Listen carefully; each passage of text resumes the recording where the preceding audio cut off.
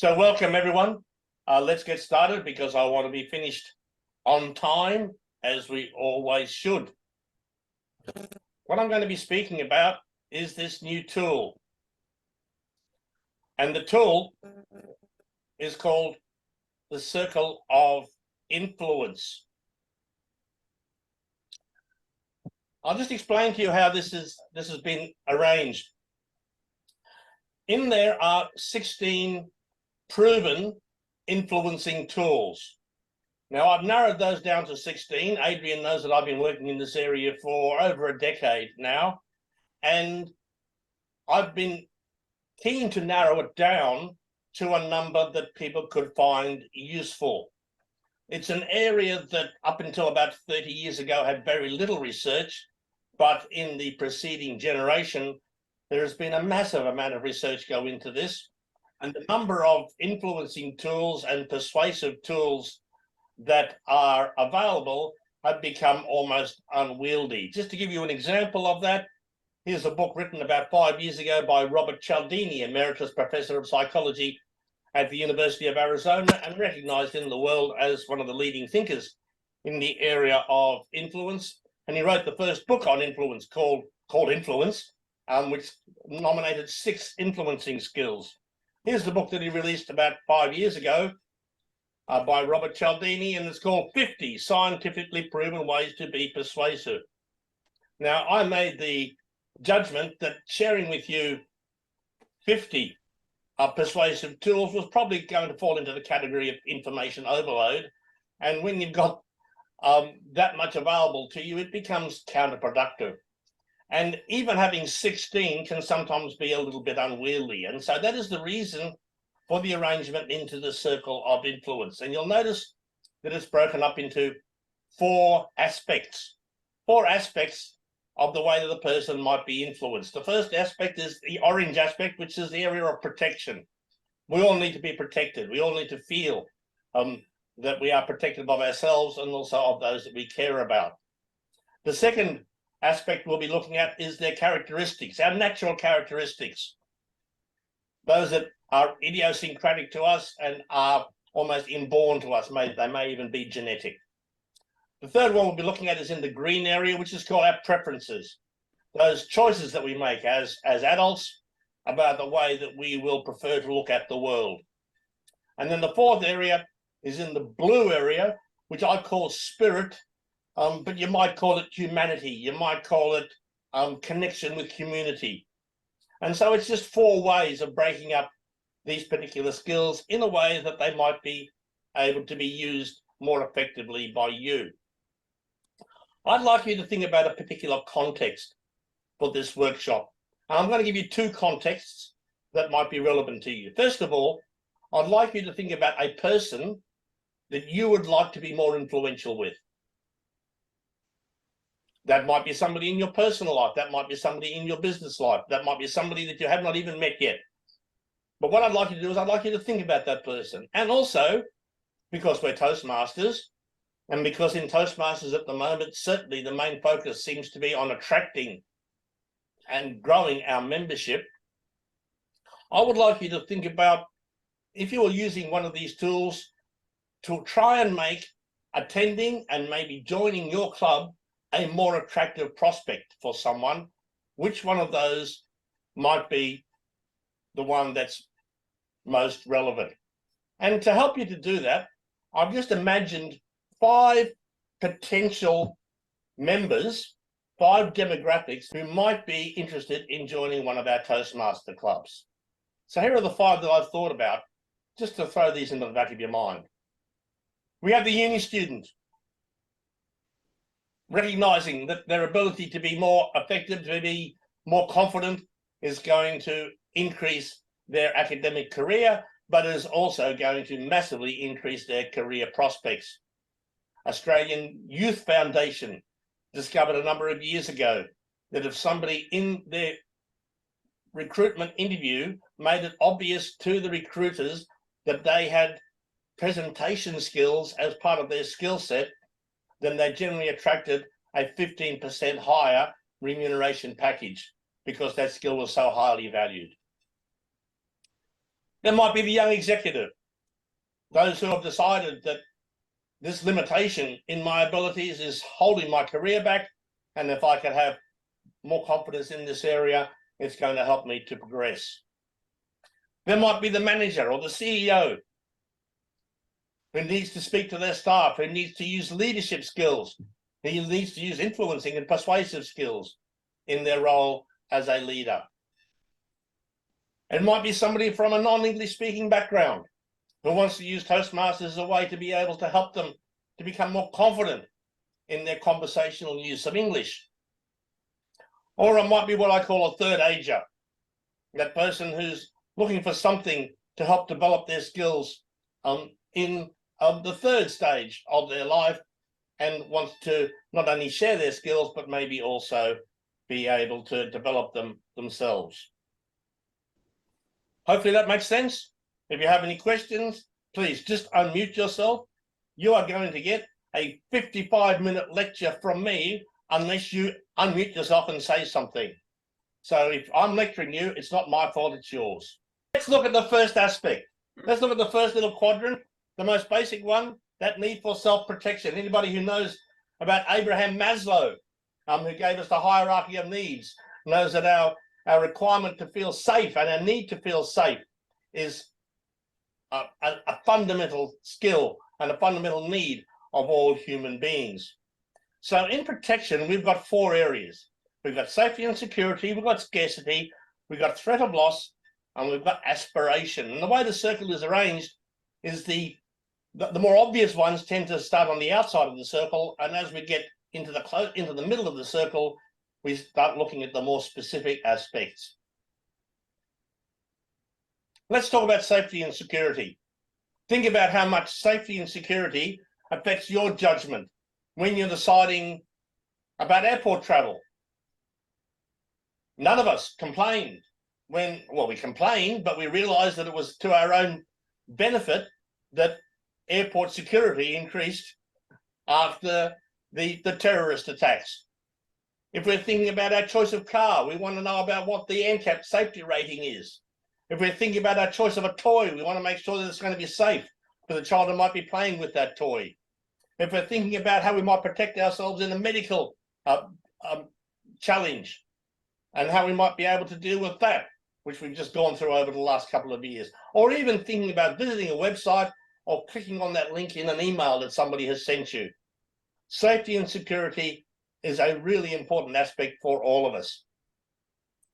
I'd like you to think about that, and let's think about that for a moment in the context of somebody thinking about visiting a Toastmaster club and how safety and security might be relevant to them. And I feel that we could reassure people in that context by letting them know that the Toastmaster environment gives them a place where there is absolutely no embarrassment, where they can feel safe to experiment, where there is no failure, where they can get out there and test their skills and know that they're going to be supported. So the safety and security of a Toastmaster environment is one of the things that we are all proud of providing, but sometimes those who are intimidated as we look at the prospect of visiting a Toastmaster meeting can sometimes not be fully aware of that. Scarcity. When they announced that the Concorde was going to stop flying, the next day, the price of the tickets increased by about 50%. Exactly the same flight, exactly the same plane, but because people knew that that opportunity was now limited, because there was a scarcity principle, all of a sudden, people found it more desirable. Here's an example of that from telemarketing.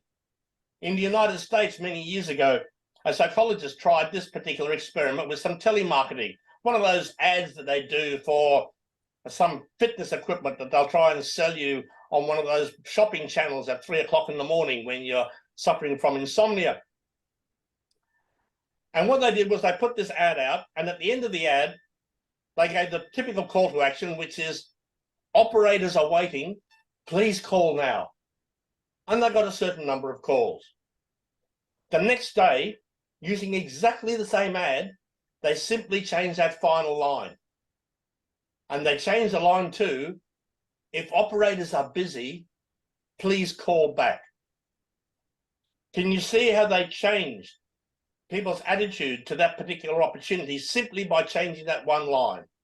And by doing that, they increased their number of calls by a factor of 3. Because all of a sudden, people started thinking, I might miss out. These are obviously very popular. I should call them now.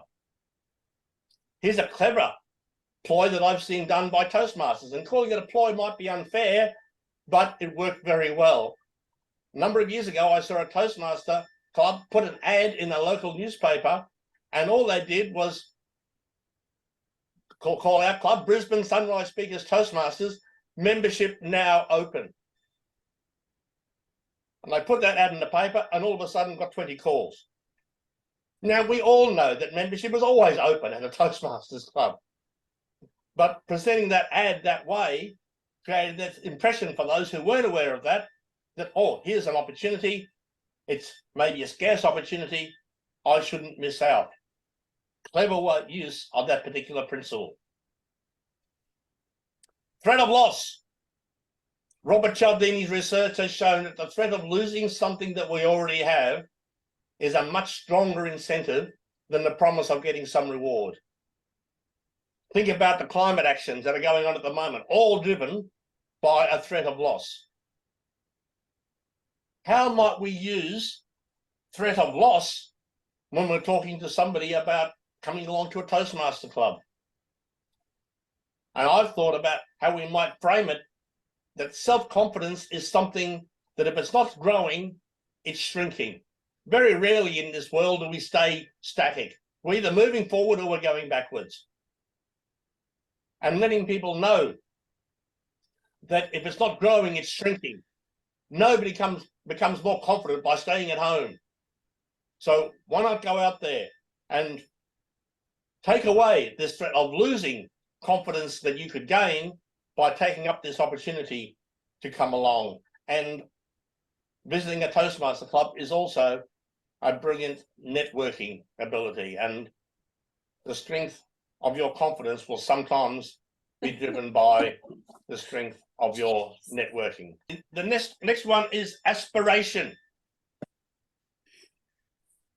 Abraham Maslow spoke about this at the top of his hierarchy of needs. Our desire to move forward, our basic belief that the world is going to get better each year. One of the most depressing things for the new generation coming through is I believe this is the first generation challenged with the fact that it is not obvious that life is going to be better for them in their world than it was for the previous generation. But think about how aspiration has worked. Think about the 25th of May, 1961, when John F. Kennedy in the American Congress said, I want to give you the challenge before the end of this decade, of landing a man on the moon and bringing him safely back to Earth. He painted an aspirational vision in the mind of Americans. And by painting that aspirational vision in the mind of Americans, he gave them the incentive to drive forward and create that great achievement. And it also reminds me about another factor that we need to always be aware of when we're trying to influence people, and that's being aware of the two parts of people's brain. I think you've noticed nobody talks about left brain and right brain anymore, and most of the neuroscience has fallen into thinking about the brain, or two parts of the brain that we most need to be aware of. That is the neocortex, the most modern part of our brain, which is responsible for processing data and information, and the limbic brain, the mammalian brain, the part of our brain that can only process images and emotions. And research has shown that all decisions come from the limbic brain. All decisions come from the mammalian brain. So what that means is you can give people all of the reasons why they should do something. They will nod and agree with you and probably do nothing about it. Carl Buchner gave us that wonderful quote, logic makes them think, emotion makes them act. And so with using these influencing tools, we need to put them in the context that will feed the limbic brain. We need to make them feel. We need to give them emotions. John F. Kennedy didn't say about us being able to beat the Russians in the space race. He gave them an image of landing a man on the moon and bringing him safely back to Earth. Paint that image in their mind. Don't talk about them feeling confident. Talk about the image or the feeling that they're going to get when they're standing up in a room in front of a group of Toastmasters receiving applause for a presentation that they've just given. You can tap into people's aspiration when you're thinking about getting them to join your Toastmaster club or even visit your Toastmaster club. It's probably because it's been on their bucket list. Maybe it's been their New Year's resolution. And so reminding them, this is a way that you can satisfy that aspiration that you had. You can satisfy that goal of being able to tick something off your bucket list, be able to feel that sense of satisfaction.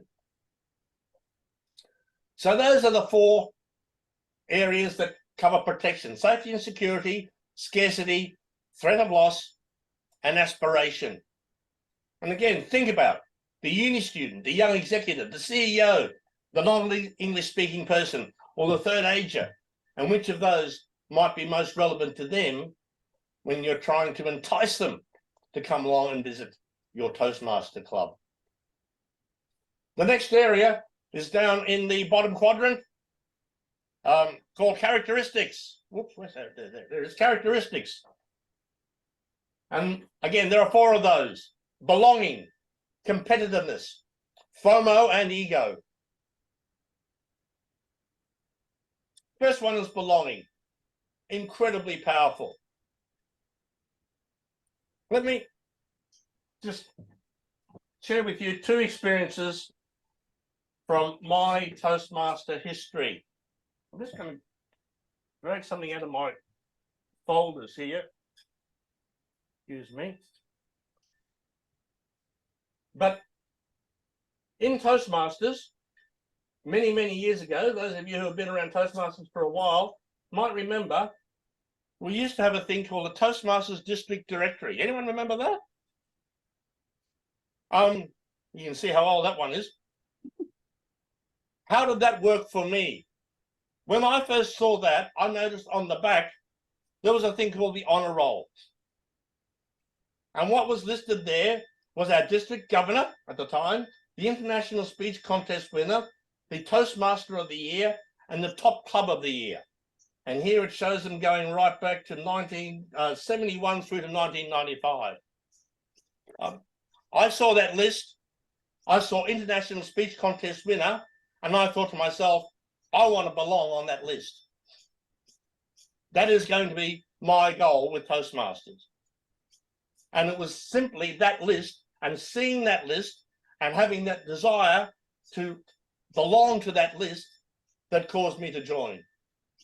And it went even further. I can still remember the feeling, and this is over 30 years ago now, when I was actually excited about, more excited than before, ever before, about going to the Toastmasters meeting where I was going to get my Toastmasters badge. Now, that is bizarre when you think about it. The fact that like over 30 years later, I can still remember that feeling and thinking to myself, how stupid is this? I'm looking forward to this more than I'm looking forward to Christmas as an 8-year-old, that I just want to get this badge with my name on. And yet it was that sense of belonging. It was the sense that I'm going to be part of them. And it was actually Indrapilli Toastmasters at the time, as Rebecca will remember. So how can we use that when we might be enticing somebody to come along and join our club? Maybe the line, you'd fit right in. I think you belong here. Could be the feeling that causes them to sign their membership form. Competitiveness. Now, even if individuals aren't competitive, groups certainly are. I mean, think about Toastmaster competitions. Whilst we're all supportive of each other, we certainly want our club members to do well. And I've just come back, as a number of people here in this room have from last night at the area conference. And if you don't think there's competitiveness in Toastmasters, then go along and witness an area conference. And so we all have competitiveness. That people might be competitive within their career. They might be competitive because they want to join the speech contest and become involved in that. Or they might just be competitive with themselves, like the golfer that just wants to improve on their score, or like the athlete that just wants to improve on their personal best. FOMO, fear of missing out. We all hate missing out. I can remember for at least a couple of months, and maybe some other individuals in the room were as sad as me. A couple of years ago, 10 o'clock every morning, I'd sit there and watch the COVID update on television because I didn't want to miss out on what was going on and what I should be doing. How do you feel when others have been invited to a great event and you haven't even received the invitation? How frustrating is it when you've heard that something's on, but you can't find out the details of when it is or where it is? We all hate to miss out. And in fact, I would suggest people wasting time on social media is generally caused by FOMO. People are searching information, attracted by the clickbait to find out stuff that they didn't really need to know anyhow. When we're talking to somebody thinking about joining a Toastmaster Club, maybe I think the Toastmaster Club could really help you. I'd hate you to miss out on this opportunity. Ego. Ego is one of the most powerful influencing tools, but it's also the one you have to be most careful with because most of us don't like to admit to it. Why do people buy a BMW when a Hyundai would get them from point A to point B just as reliably? It's called driveway envy. You just want to make your neighbor envious of you because they think that you'll be more successful. Why do people buy $5,000, $10,000, $25,000 Swiss watches? I guarantee you it's not to tell the time. It's because people will be more impressed by them because I think they deserve it. So how can we tap in to people's ego? Maybe a line like, you seem to have lots of experience with lots of stories to tell. I'd love to hear some of those. Give them a chance. Let them shine in their icebreaker. So, those based on characteristics, our sense of belonging, our sense of competitiveness, our desire not to miss out on anything. And also, we need to have a little bit of ego. And anybody who doesn't have a little bit of ego probably wouldn't ever leave home anyhow. How might that affect those potential members we're thinking about, the uni student, the young executive, the CEO, the non-English speaking person, or the third ager? Let's now move on to preferences. Those things where we make life choices, where we choose what we would prefer, the way we prefer to move on. 4 areas again: liking and similarity, labeling and compliments, social proof, and authority.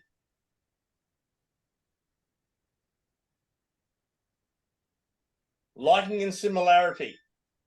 It has been proven that people are most likely to be influenced by those that they see as being similar to them.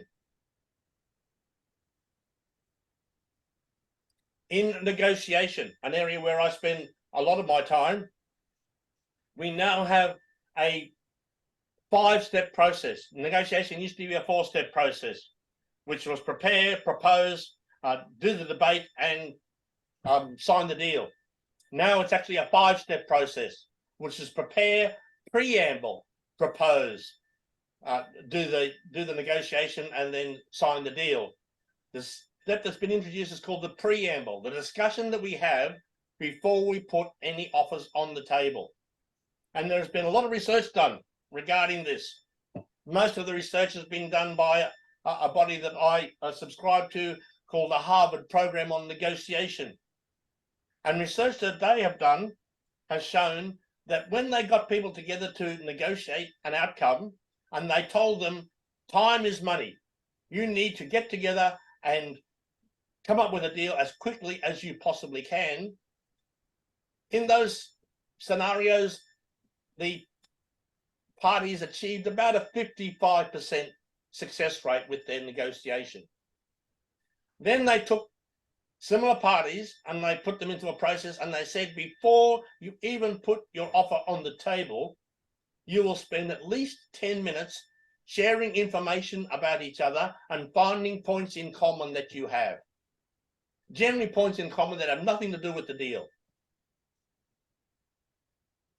And they found that when they did that, when they spent that 10 minutes simply creating rapport, the chance of the success rate that they had was 90%. They took their success rate of the negotiation from 55% to 90% simply by using that characteristic of liking and similarity. So use that.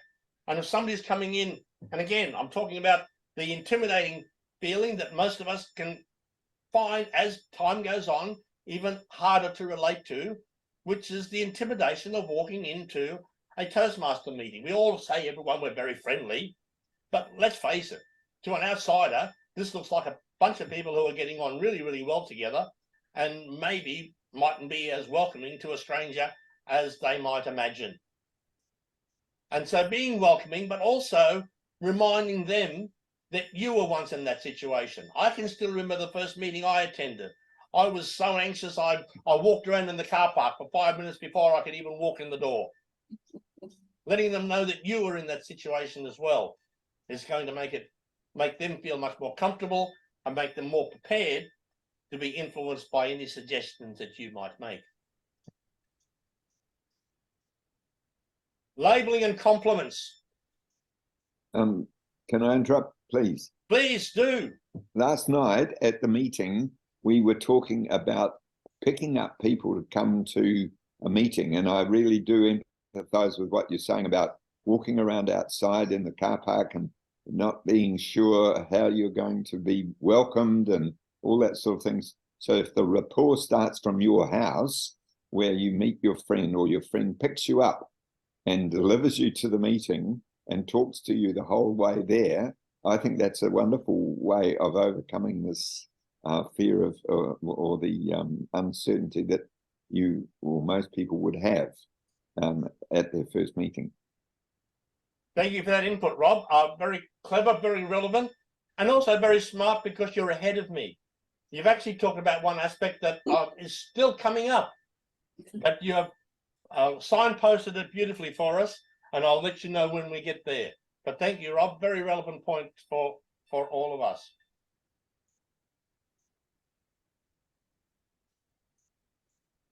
Labeling is possibly the persuasive and influencing tool that I use the most, certainly in business, because it is incredibly powerful. Labeling involves, and it's a psychological tool involving putting a positive label on someone that they like, and because they like that label, they are then incentivized to want to live up to that label.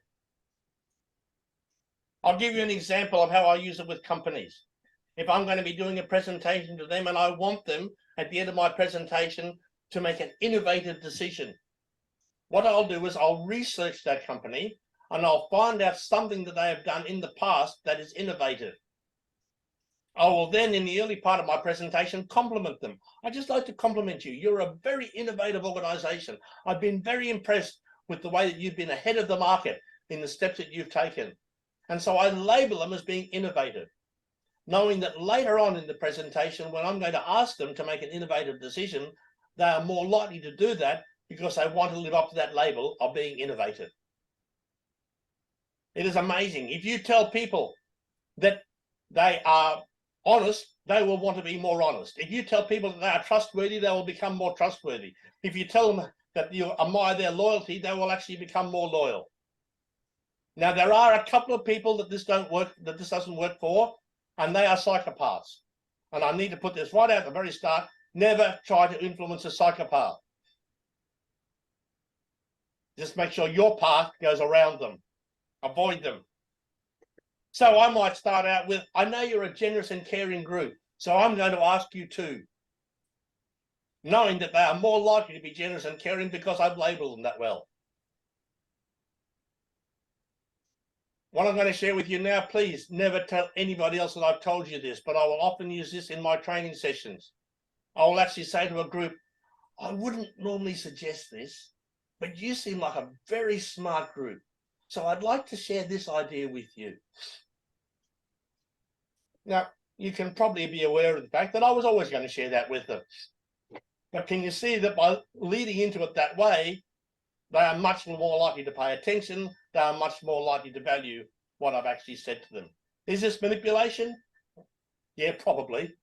Is it manipulation with a positive intent? Yes. I have no problem with manipulation. I just have a problem when it's used with the incorrect intent. Kevin, can I interrupt for a second? Please, and it's not interrupting, you're adding. Don't I'm use adding, that word may interrupt. I add, as a longtime teacher, and I worked in difficult situations, migrant ed, disadvantaged group areas. I don't think that's PC anymore. I'm so sorry. And special ed. And my kids were really well behaved. I found that because as I got so ill, I had to retire. They kept saying, how do you do it? When you're here, they're behaved, they're lovely. And it was simply, I kept telling them every day, how did I get the best grade 3 in the whole school? You are just such lovely kids. And it's exactly what Kevin's saying. You've got to build the idea that you can do this. You are that person. So I don't know whether I like the word labeling, but it certainly worked for me for over 30 years in various situations. And I think Adrian, as a excellent teacher, would agree with me. Wouldn't you, Adrian? No, he's not agreeing.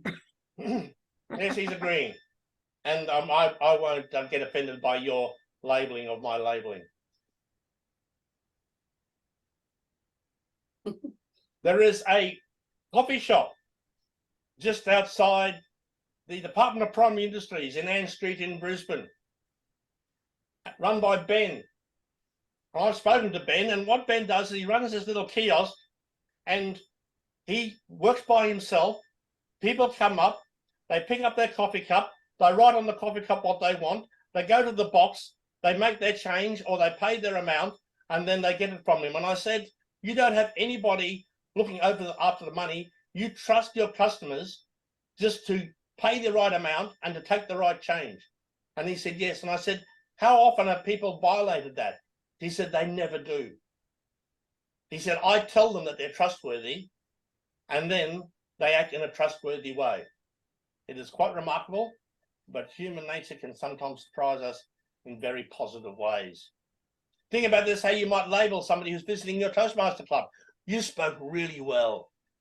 With your skills, you could gain a lot from Toastmasters. Look how well you did at that table topic that you spontaneously delivered without any notice whatsoever. Social proof. If you're ever trying to convince somebody that they're wrong, the worst way to do it is tell them that they're wrong. Because all they will do, and Hugh Mackay, a great researcher out of Perth, has proven this, by trying to argue with you and prove that you are wrong, all I'm doing is causing you to dig in and find more reasons why you're right to argue back with me. It doesn't work. So if I want to prove that you're wrong, the best way is to point to somebody else like you who has already realized they are wrong. People are influenced by others. Why do you think celebrity endorsements work so well?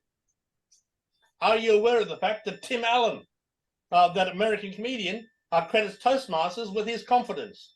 Did you know that Leonard Nimoy from Star Trek was a Toastmaster and is quite complimentary about the skills that he learned when he was a member of Toastmasters Club? If you've got a young, a non-English speaking background person, talk to them about Darren Tay, who won the World Championship of Public Speaking from Singapore about 3 or 4 years ago.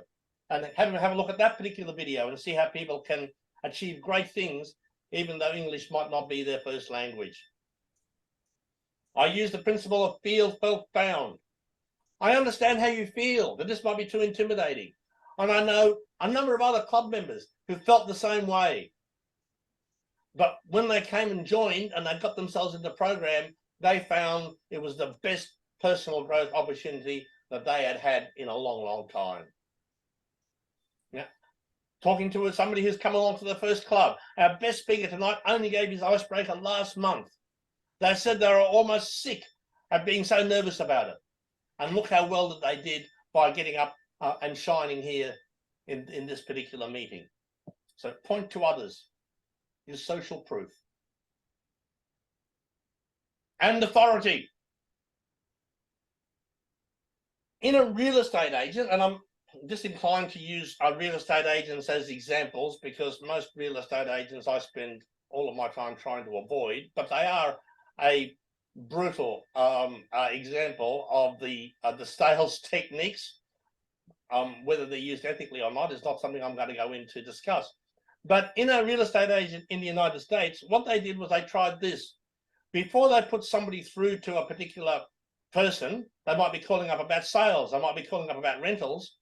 They would actually give one sentence of endorsement about this person's authority before they put them through. So in other words, oh, you're calling about rentals. I'm going to put you through to June. She's been involved in rentals for over 20 years. Oh, you're interested in sales. I'm going to put you through to Rebecca. She's got a 10-year really successful track record in sales. And they found simply by doing that, they increased the number of appointments that people made by 20%, and the number of signed contracts increased by 15%, simply by mentioning people's credentials. So could we use that in Toastmasters? Could we give credentials before introducing members?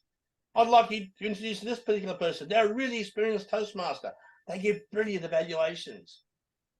Or I'd like you to introduce you to Steve. He's the best person I know to help you to get the most out of the Toastmaster program. And so we're giving people that authority by their introduction. So in our preferences, we've got those 4 areas: liking and similarity, labeling and compliments. Be more complimentary. I think the biggest problem coming from an Australian background with compliments is Australians don't give compliments very well. Why don't Australians give compliments very well? Because we're crap at accepting compliments. I think maybe it's our tall poppy syndrome, our desire to be egalitarian, but we don't like people giving us compliments. Oh, thank you. And we're always a bit embarrassed about it. And also we're awkward about giving compliments. And as an aging male, in a increasingly politically correct world, giving compliments about people's appearance is an incredibly dangerous area. And unfortunately, most of us, when we think about giving compliments, it's about appearance. My suggestion is, don't think about using appearance as the basis for compliments. Think about giving behavior as a basis for compliments. Compliment people on turning up. Compliment people on the cleverness of their question. Somebody asks me a question, I'll compliment them before even answering the question. That's a really incisive question. I've never been asked that before. So you compliment people about their behavior, not so much about their appearance. And think about how that might be used with these potential members for your club. And then we're getting into the area of spirit, altruism, reciprocity, commitment and consistency, and justice and fairness. And the first one, most obvious, is justice and fairness. I have a theory that there are 2 kinds of power that cause people to do things. There's willpower, and then there's won't power. Willpower is what we'd like to do. Won't power is what we won't put up with anymore. And whilst willpower can often be a nice thing to have, won't power can often be what forces us to take some action. That's unfair. That's not right. I'm going to do something about that.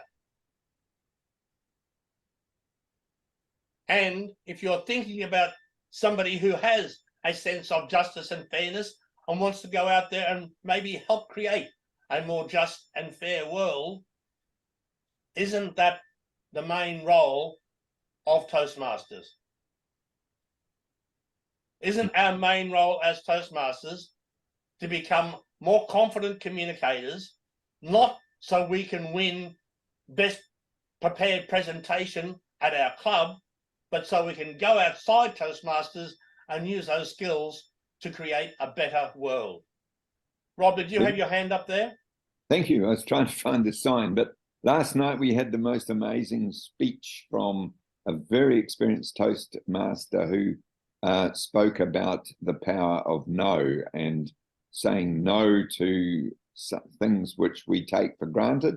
She spoke particularly specifically about domestic violence, but that word no was the center of her whole speech, and it was a very clever and well-researched speech.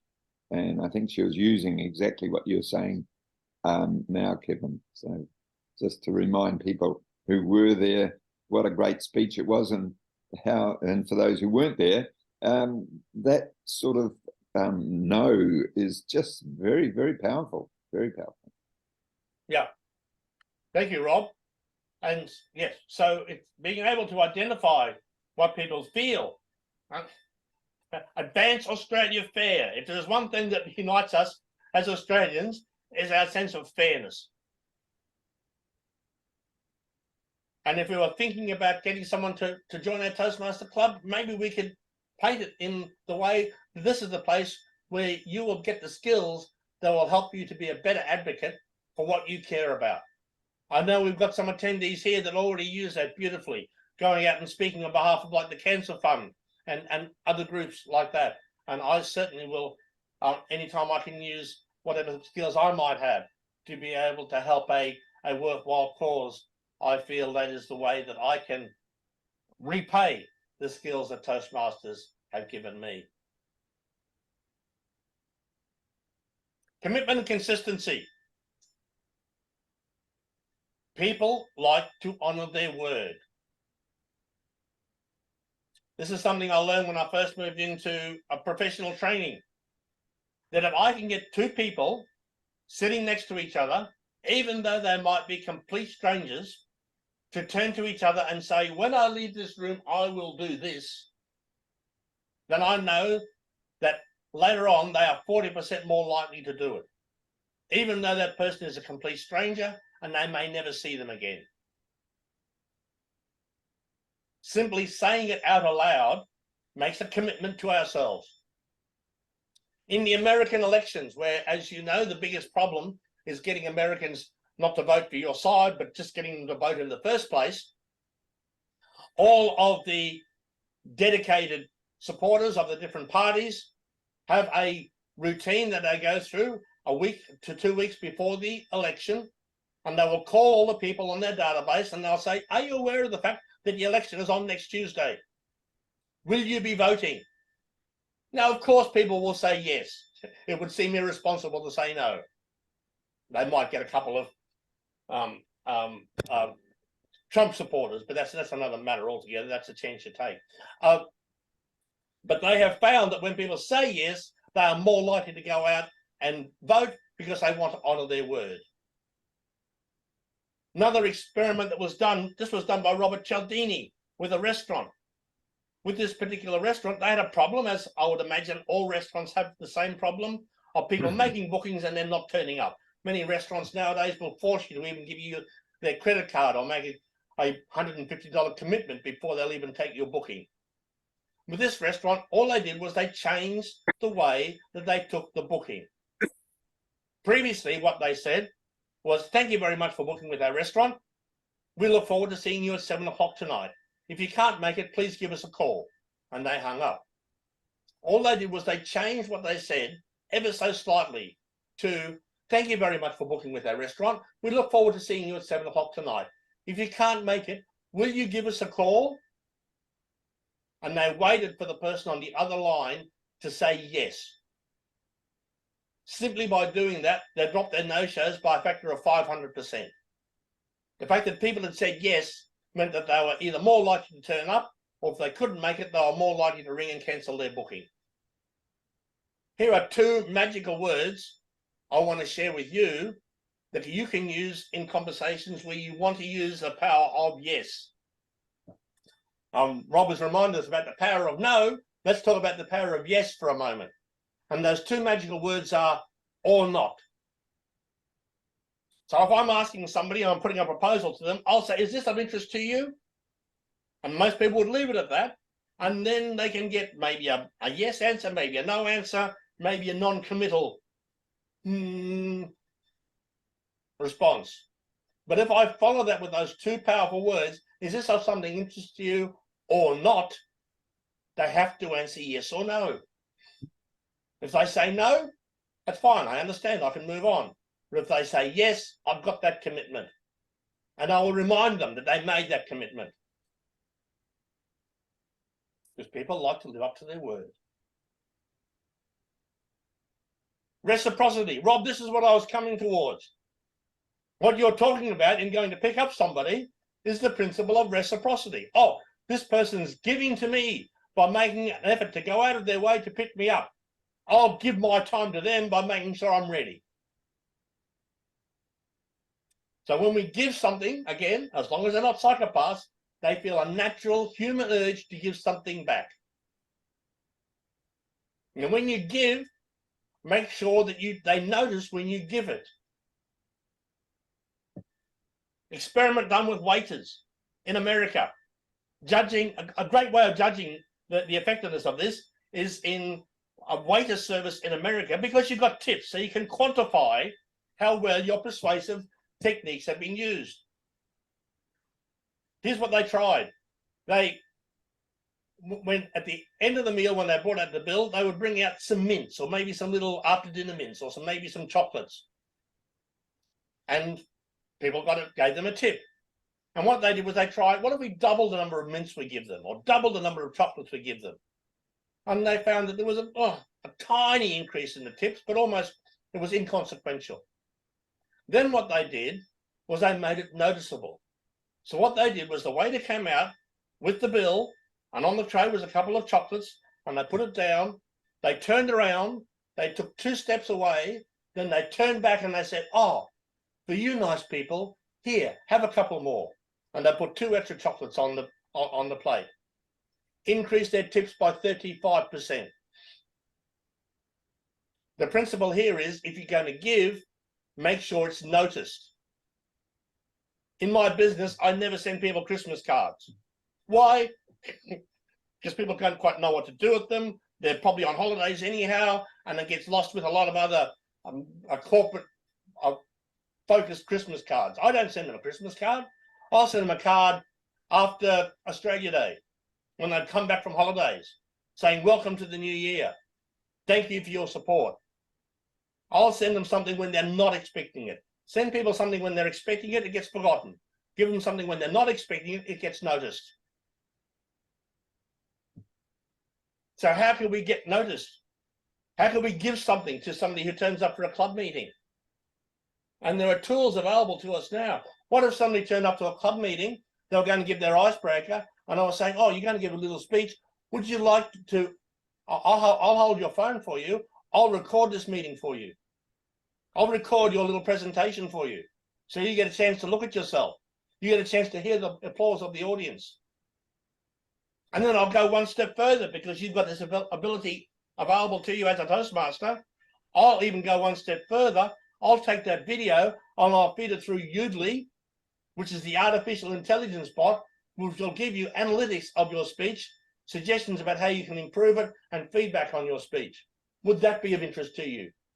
Give them something that they're not expecting.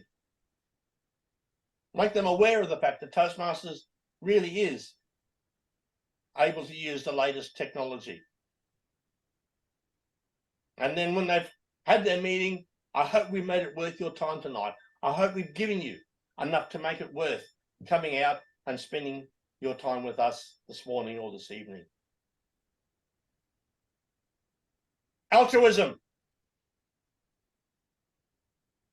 I used to work in aged care. It depressed me how many elderly parents I would see living on a budget simply so they could leave their kids a bigger inheritance. And the little brats didn't need it.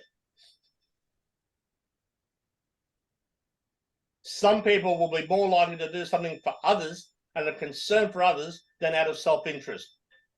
They are lovely people. If you can identify that, tap into that. So if I had somebody who had great experience, I would be saying, your experience and insight would be really helpful to our club. We would love to be able to have your point of view as one of our club members. And let them know that we would love to give to you, but we also believe that you've got a lot that you could give back to us. And so those are the 4 areas of spirit: justice and fairness, commitment, consistency, reciprocity, and altruism. And think about how you might use those for those different potential members of our club. And so that is the circle of influence. 16 persuasive tools. Each of one has been proven, but as I said before, the challenge with it sometimes is that there are almost too many. We don't know what to use. If you think about them broken up into those 4 aspects, you can choose which one to use. And I, most of the time, will choose 2. And if I can choose 1 to 2 from different quadrants, I will find that they'll work more effectively. So those are the tools. I'd like now, we've got 5 minutes left, 4 minutes left. I'd like to know if anybody's got any input or comments about how these tools might be useful to you, either as a Toastmaster or in other aspects of your life. Rob? Oh, thank you. Thank you for choosing me. I'd just like to make the comment that these things you've spoken of today are particularly relevant to the sales industry. And if you've ever been in sales or you're thinking of going into sales, these are exactly the same sort of program input that you get if you're trying to talk to somebody into buying a 50-foot yacht or a new house or a big chair. So they're all absolutely useful and they certainly work. Thank you, Rob. And research done by Daniel Pink in his latest book called To Sell is Human has identified that, in his opinion, 80% of our conversations are sales conversations, even though we're not being a salesperson. We're trying to sell our opinion. We're trying to sell our point of view. We're trying to convince someone to agree with us. Diane, did you have a comment you wanted to make? Thanks, Kevin. I was surprised at your excitement at wearing the badge. And I was reminded of a time when I was working in Mullaney and it was Toastmasters week. And I asked my bosses to have permission to wear my Toastmasters badge for a couple of days. And I can remember walking up the street at lunchtime and there was a woman ran up to me from out of the big hall up there. And I wondered what her excitement was. And she wanted to read my badge. And it had never occurred to me that it could be such a powerful thing to belong. And so I'm going to be encouraging all of our members to wear their badge more proudly. Thank you, Diane. Great idea. And thank you for picking up on that because, as I said, it surprised me that it affected me so much. It surprises me that I can still remember that feeling over 30 years later. But the power of belonging. We are gregarious animals as human beings. And sometimes those of us who have experienced it can lose that empathy with those who haven't experienced it yet. Yes, Rebecca? I agree. Wearing the badge, I think it's very special to people in any organization, but in Toastmasters, where public speaking can be really intimidating, to put that on. And Kevin, I've known you a long time, and I didn't realize that you were pacing in the parking lot. But I remember the first time I walked in, and I guess because I was a teacher, I just walked in, but it takes a while. And I want to thank you. I have online on the chat room, but you're so generous with everything you share. And I'm proud of our club that we do share things and we don't keep them a big secret. because these are things that really you can move into your life and use them well in a lot of situations. So thank you again, Kevin. Thank you, Rebecca. And yeah, it's if we forget about it, the number of senior executives, really high profile senior executives that I've spoken to, who, when they're honest with me, say they feel just as awkward and anxious and nervous walking into a room full of strangers as any of us do. And I think we always assume that somebody else in the room is more confident than us, and we're always the most nervous person in the room, but that's certainly not the truth. So thank you, everyone. Thank you so much for joining us. I need to finish on time. Final reminder, those of you who are not members of Brisbane Sunrise Speakers Toastmasters, we meet on the first and third Mondays of every month, 6:20 a.m. for a 6:30 start, 10 Love Street in Spring Hill. We will welcome you there, or join us online. And the link that you've used to join this particular session is our standard Brisbane Sunrise Speakers Toastmasters Zoom link. You're welcome to use that. You don't have to tell us, just join us between 6:20 and 6:30, and you'll be very welcome to join our meeting. Thank you, everyone. Thank you very much to June and to Adrian for supporting me in making the logistics run. Thank you, everyone. Have a great week.